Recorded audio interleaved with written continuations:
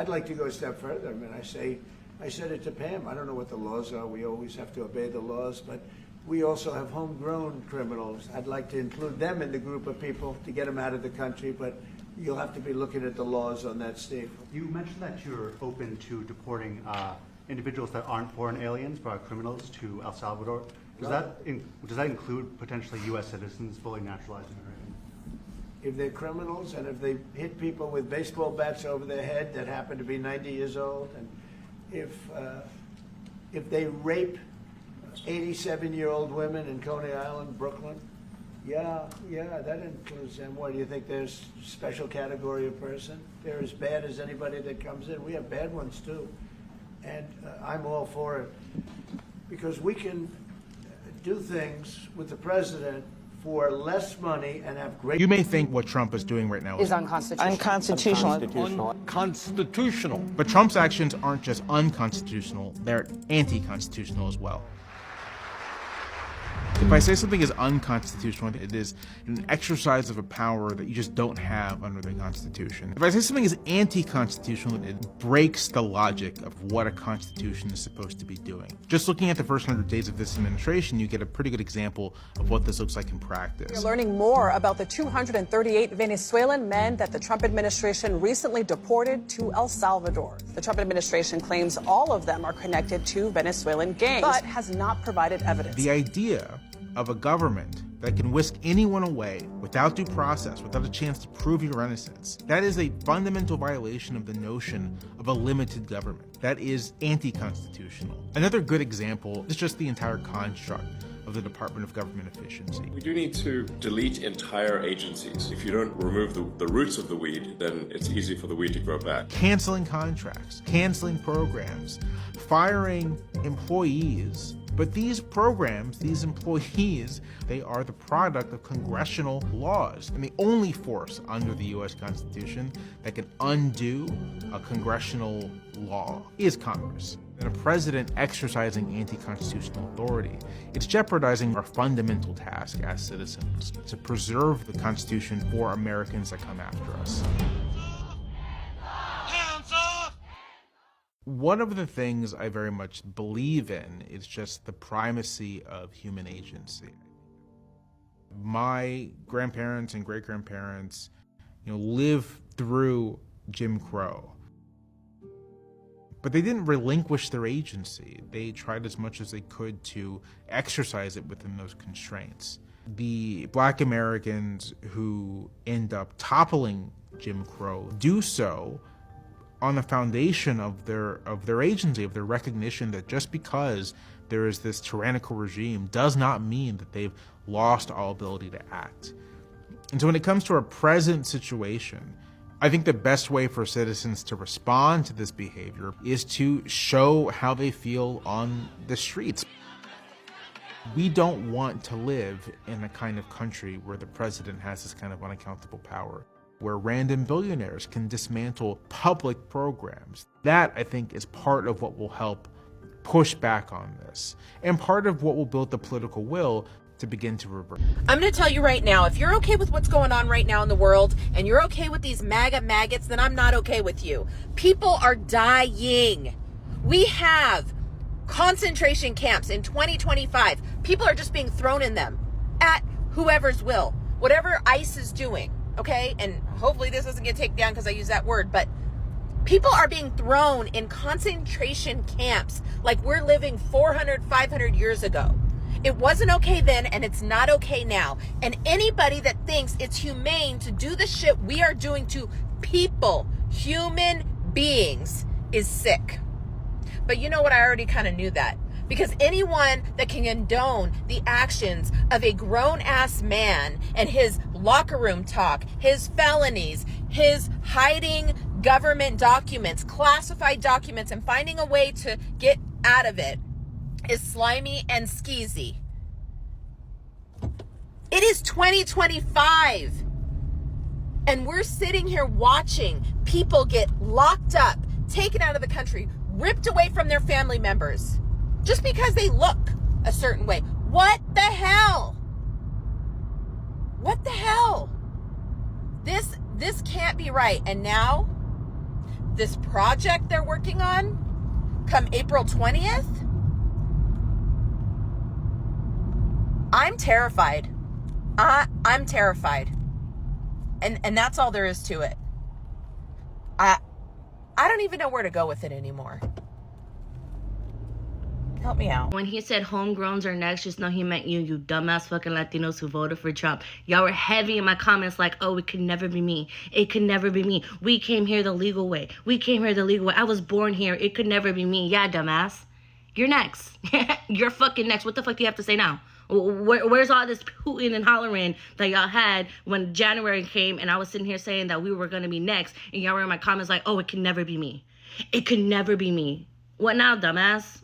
What fucking now? I'm going to be laughing the entire time. The entire fucking time. And I don't need y'all coming on the fucking internet being like, oh, well, I didn't think this and I didn't think that. Bitch, you didn't think at all. You have that white man's mentality. You thought you were fucking safe. You were born here and your parents taught you that, oh, if you act white and you date white, then you could be white. No matter how much you fucking tried, you will never be fucking white. You Latinos for Trump. Till this day, I will never, ever fucking understand why. Ever understand why. And whenever I see you on the other side, baby. Let me break this down real simple, family. Donald Trump is playing games with people's lives again, and we need to see it for what it really is. He says he's about to carry out the largest mass deportation in U.S. history. That means rounding up millions of undocumented immigrants, many of whom have been working hard, paying taxes, raising families, and keeping this economy running in silence and fear. And now he wants them gone. But here's the kicker. He also wants to bring them back. That's right. Trump now says if a farmer or a hotel owner writes a letter saying, hey, this person works hard, then maybe they can leave and be allowed back again legally. Y'all hear how twisted that sounds? That's like throwing somebody out of your house, stealing their shoes, and then telling them they can come back if they crawl to the door barefoot with a signed note. This isn't policy, it's cruelty wrapped up in confusion. Trump isn't solving a problem, he's creating chaos. He's talking out of both sides of his mouth. One day it's get out, the next day it's, well, think about letting you back in. But here's what's really happening here. He's breaking families, he's threatening industries, he's weaponizing immigration just to win an applause from his base. This man isn't trying to fix the system, he's trying to take control of it like a mob boss. You leave when he says, you come back when he allows, you work when it benefits him and his billionaire buddies. Let's not forget, 40% of America's farm workers are undocumented. You like food on your table? You like hotels running? You like construction, hospitality? Your everyday life runs on the backs of these people, and yet he wants to treat them like they're disposable. This is not about national security. It's about fear, control, and power. Now, let me speak directly to the MAGA folks, too. You voted for law and order, but when you wake up and see $60 billion worth of crops rotting in the fields, or the cost of a hamburger hits $15 because there's nobody left to cook it, what then? When your business shuts down because your workers got deported, what will you say? This is a warning to all of us. Don't let this man destroy the foundation of this country in the name of fixing it. Because by the time he's done, it won't be in America anymore. It'll be a gated plantation run by greed. We need real reform, not racist revenge. We need compassion, not chaos. And we need to remember that immigrants are not the enemy. They are our neighbors, our co-workers, our family. Wake up, America, because this ain't immigration reform. It's economic sabotage with a side of white nationalism. Let me leave you with this question. If they can throw out millions of workers today, what's stopping them from coming for the rest of us tomorrow? I'm a psychologist. I am trained to recognize patterns, to recognize escalation. I've been saying this would happen for literal years, and every time I'm told that I'm overreacting. But this is absolutely textbook. When Roe fell, I said this is about control. When they started deporting migrants, I said citizens are next. And I'd like to emphasize that it was unethical anyway with migrants. Now they're talking about deporting Americans. Now, this is not at all shocking. Authoritarian movements do not hide, they just escalate. They announce what they're going to do. They want to strip rights, they want to target outgroups after they've created them, and they want to refine dissent and anger into this pro-authoritarian regime kind of vibe. People kept saying they wouldn't really do that. They are. They're doing it right now, and they also said they would. I have watched people deny what is directly in front of their eyes. Talk about Trump derangement syndrome. But that's part of how it works. It really depends on people not taking it seriously until it's too late. And if you've been too comfortable to be affected by it until now, that comfort has still come at somebody else's expense. They've always told us what they're going to do, and now they're doing it. Of all the things you have heard the Trump administration say and do over the course of last few months and their first term, this is by far the most disturbing. Not 15 minutes later, when asked by reporters directly if he had ever thought about the idea of sending U.S. citizens to El Salvador prisons, he doubled down. Trump said, and I quote, "I'd like to include them in the group of people to get them out of the country, but you'll have to be looking into those laws." I made a video earlier about the Kilmar Garcia situation. This is the man from Maryland who was mistakenly deported to El Salvador by the Trump administration. The Supreme Court ruled 9-0 that the U.S. government needs to facilitate his return to the United States, and the Trump administration said no. Earlier, I made the point that the Kilmar Garcia case was the test case on the U.S. deporting United States citizens to El Salvador. And now we have evidence of this from the spray tan mouth of Mango Mussolini himself. Things are getting really crazy. Stay tuned, like, follow, and share for more information as we follow this and all the other crazy stories coming out of the Trump administration. And that whole phrase that when they came for immigrants, you said nothing. When they came for students, you said nothing. When they came for me, you said nothing.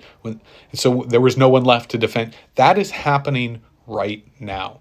The Supreme Court ruled 9-0 last week that the Trump administration needed to return an American resident that they deported illegally. And so if you believe that this is a constitutional republic, if you love this country because you think it's a constitutional republic, then you should absolutely be defending the immigrants who have come here legally and are being deported. And then you should absolutely be defending American citizens being deported. And so if you are not defending immigrants who came here legally, if you're not defending American citizens not being deported, you cannot say that you love this country, and you can absolutely not say that you are defending the Constitution or that you think that this is a constitutional republic at all. Just remember that without due process means this can happen to you too. Just remember that without due process means this can happen to you too. A lot of you are completely fine with rights being taken away from people who you don't like, unaware that you are eroding and celebrating the erosion of your own rights as well. Without due process means this can happen to you too. If our executive branch no longer has to answer to the Supreme Court, if we no longer have checks and balances, you are in trouble. 2. I would rather 10 guilty go free than jail 1 innocent. You are innocent until proven guilty in this country. The president is not judge, jury, and executioner. If you allow this, if we allow this. Homegrowns are next. The homegrowns. You got to build about 5 more places. We are next.